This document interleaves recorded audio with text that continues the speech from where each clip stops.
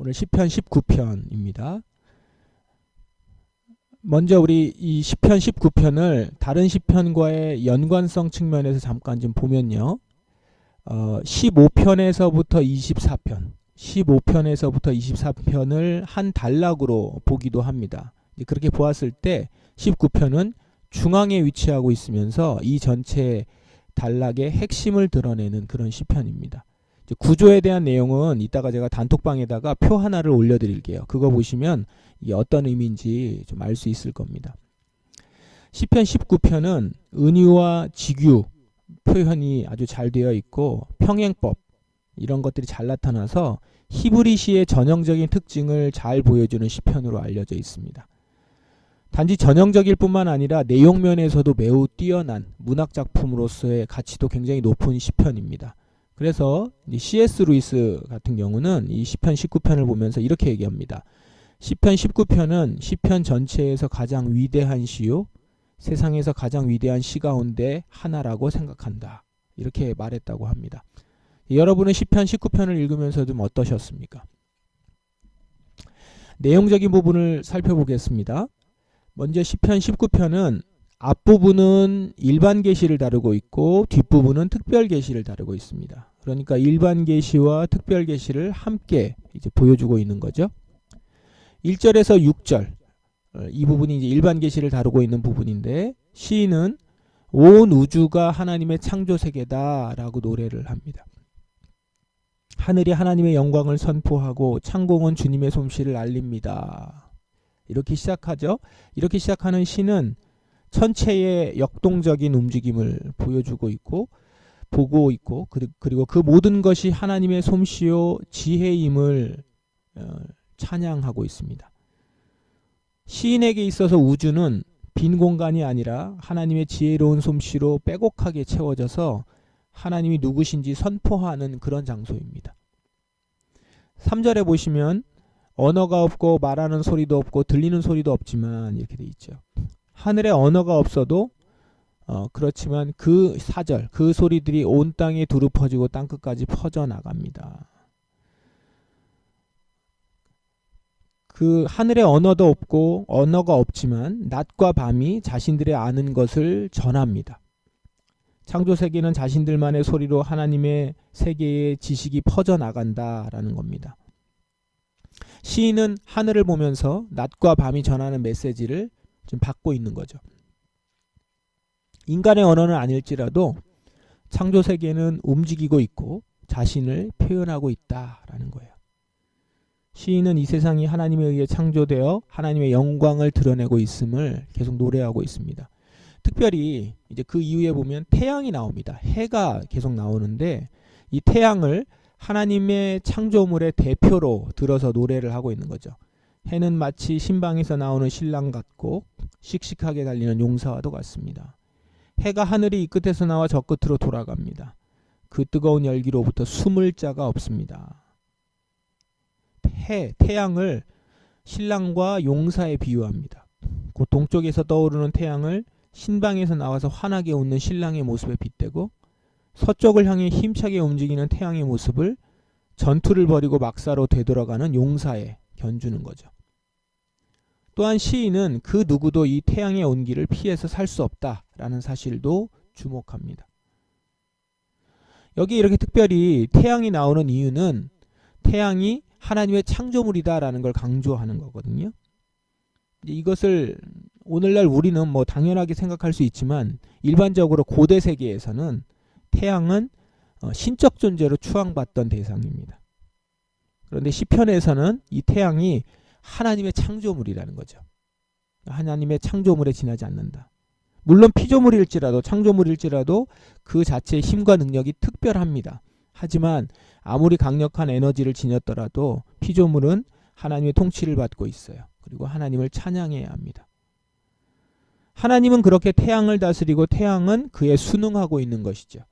그래서 태양의 능력과 그의 존재의 어떤 위대함을 보여주면서 그것이 하나님이 만드셨다라는 그 사실을 알려주면서 하나님의 위대하심으로 옮겨가는 것이죠. 그래서 독자인 우리는 이 모든 사실을 통해서 결국 하나님의 지혜로우심과 모든 세상의 주인이 하나님이시라는 걸 확인하고 있는 겁니다. 그리고 그것은 곧 우리가 그분의 다스림을 벗어날 수 없는 존재다라는 사실을 나타내는 것이죠. 햇빛의 열기에서 숨을 자도 없는데 그 햇빛을 만드시는 하나님에게서 숨을 자가 있습니까? 이어지는 7절에서부터 11절은 앞선 메시지를 더 명확하게 해주죠. 여호와의 율법에 관해 노래합니다. 이제 여기서부터는 특별 계시죠. 시편 1편 여러분 기억하세요? 거기에 보면 율법을 묵상하는 자가 어떤 행복을 가지는지 즐거움이 있는지를 다루죠. 시편 19편에서는 율법의 효능을 입증합니다. 특별히 율법의 속성과 효력에 관해서 계속 얘기하는데 이 얘기를 하면서 이 율법을 달리 설명할 수 있는 유의어들을 이제 들면서 바꿔가면서 가르치죠. 7절에는 여호와의 가르침, 율법이라는 말을 가르침이라고 바꾸고 8절에서는 명령이라는 단어가 나오죠. 그리고 9절에는 높이는 일, 법령 이렇게 씁니다. 이것들은 모두 율법의 성격을 보여주는 비슷한 단어들인 거죠. 시인은 여호와 율법이 우리에게 새 힘을 주고 지혜롭게 하고 기쁨과 눈을 밝혀준다는 사실을 드러내면서 노래하고 있습니다. 그러므로 이런 유익을 주는 율법은 우리의 영혼에 힘을 불어넣어 주므로 순금보다 더 사모해야 될 것이다 라는 겁니다.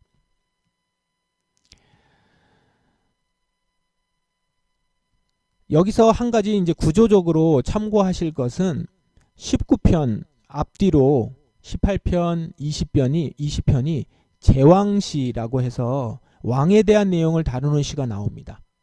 18편이나 20편에 그게 나오는데 거기에 보면 원수들에게 승리하는 왕을 특별히 언급하거든요. 여러분 앞에 18장 읽어보시고 20장 읽어보시면 이 구조에 관련돼서 나오는 겁니다. 이 18편과 20편 사이에서 19편이 나오는데 그 19편에서는 율법이 주는 역할을 보여주고 있잖아요. 이것은 구조적으로 볼 때 뭐냐, 결국 왕이 원수들에게서 이렇게 승리할 수 있는 비결은 바로 이 율법을 소중하게 생각하고 지켜나갈 때 가능하다라는 것을 쭉 연결해서 시편을 편집하면서 나열하면서 보여주고 있는 것이죠. 시인은 노래하면서 바라는 겁니다. 진정 바람직한 왕은, 승리하는 왕은 율법을 지키는 왕이다. 이런 메시지를 구조적으로 드러내주는 것이라 하겠습니다. 동시에 우리 독자들에게도 메시지를 그렇게 전하는 것이죠. 우리가 이 세상에서의 삶에서 특히 원수들과의 싸움에서 승리할 수 있는 비결은 바로 여호와 율법을 깊이 묵상하고 품고 지켜나가는 것이다 라는 겁니다. 그래서 시인은 11절에 이렇게 노래합니다. 주의 종들이 그것으로 훈계를 받고 그것을 지킴으로 후한상을 받습니다. 아멘. 율법을 지키는 이들은 이렇게 된다라는 겁니다. 자, 이렇게 우리는 일반 계시인 우주 만물을 통해 하나님이 말씀하시는 것을 듣고 7절까지죠. 그리고 8절부터 11절은 특별 계시인 율법을 통해서 하나님이 말씀하시는 것을 듣습니다. 그리고 이제 이에 대한 우리의 반응은 12, 13, 14절입니다. 이렇게 말씀하시는 하나님 앞에서 누가 벗어날 수 있으며 누가 죄를 숨길 수 있습니까?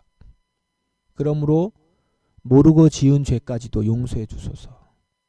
더군다나 알면서 죄를 짓는 것은 막아주시고 그 죄들이 나를 휘어잡지 않게 해주십시오 라는 거죠. 창조세계를 통해서 하나님을 알게 되고 율법을 통해서 그분의 지혜를 경험하게 되면서 우리는 그분 앞에서 숨길 수 있는 것이 없고 주님은 나 스스로 인식하지 못하는 것까지도 다 알고 계신다는 것을 깨닫게 되기 때문에 이런 기도를 드리는 것이죠.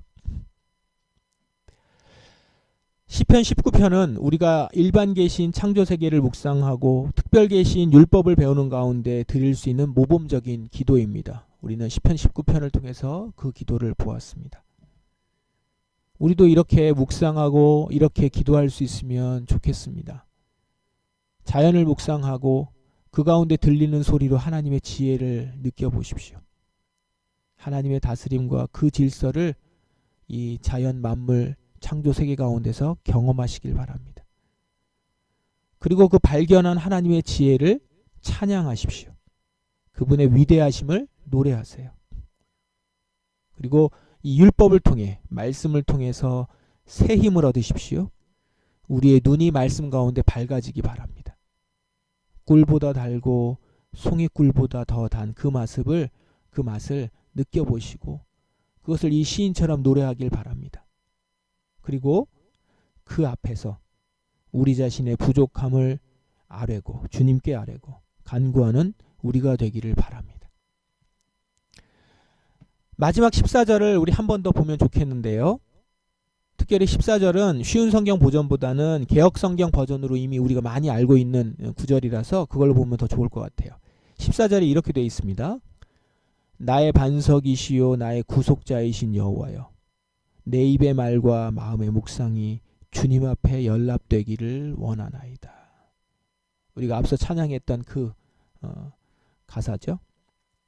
여기 보시면 주님 앞에 연락되기를 원하나이다 이렇게 나와요. 여기서 연락된다라는 것은 이스라엘 제사에서 사용되는 용어입니다. 하나님이 나의 제물을 받으신다라고 할 때 그 제물을 받으신다, 연락된다라고 쓰는 용어예요. 그러니까 지금 이 14절의 고백은 내 입술의 기도와 마음의 찬양이 하나님께 드릴 제물이 되어서 주님께 올려지길 원한다라는 것이죠. 그렇게 올려지려면 어떻게 해야 되죠? 흠이 없어야 하고 깨끗해야 하고 거룩해야 합니다. 그래야 하나님이 기쁘시게 받으시는 거거든요. 우리의 삶이 거룩한 산 제물이 되어지길 원한다라고 하는 기도입니다. 내 입의 말과 마음의 묵상이 주님 앞에 연락되기를 원합니다. 이 고백이 여러분의 진실된 고백이 되길 바랍니다. 자연세계 가운데서 발견한 하나님, 율법 가운데 발견한 주님의 지혜, 이로 인해서 여러분의 삶이 하나님 앞에서 온전하여지고 하나님께 올려지기에 부족함이 없게 되기를 주님의 이름으로 축원합니다. 함께 우리 이 시간 기도하겠습니다. 우리 오늘 말씀을 기억하시면서 이렇게 기도하십시다.